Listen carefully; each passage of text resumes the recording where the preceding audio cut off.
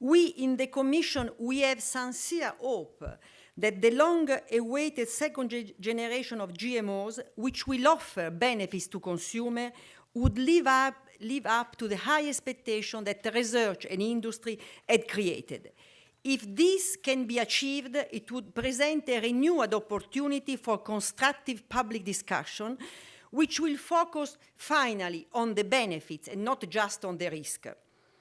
But are we getting closer to this paradigm shift? Today we will learn. And let me remind the core message that the Commission has consistently repeated. We are pro-innovation, but in a broad, open, and inclusive manner. Each GMO is singular and specific, and it requires individual consideration.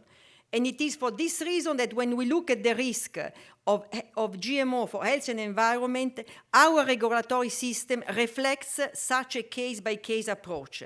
And as Julie Girling said, it is rigorous, it is clear, and it is, I say, the best in the world.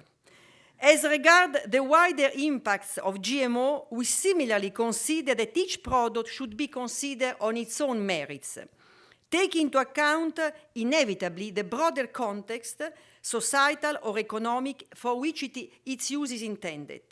So we do not subscribe to the view that across the board and absolute conclusion on the benefits and the drawbacks of GMO should be made. But now, let's look at the GMO.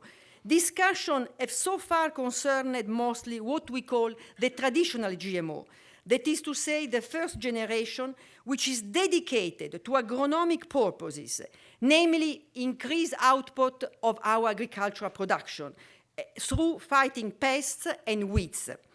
But let me be clear, I'm not saying that the products and technology which are aimed at sustainably intensifying agricultural production are not a priority.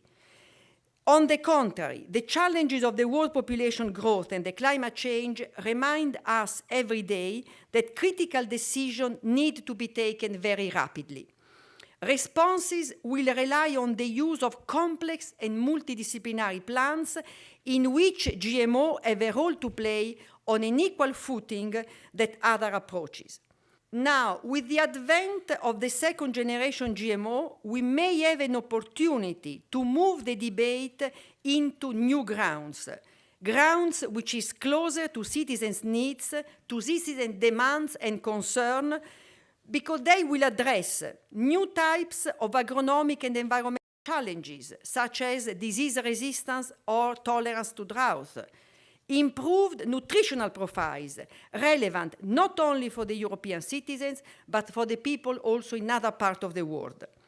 And we all have a role to play in turning the promises into reality that meet expectation. Our regulatory system is indeed strict, is the strictest of the world, but this is no accident. We have collectively, all of us, decided to make it this way, not least because we wanted to meet the high expectation of European citizens in terms of food safety and protection of the environment.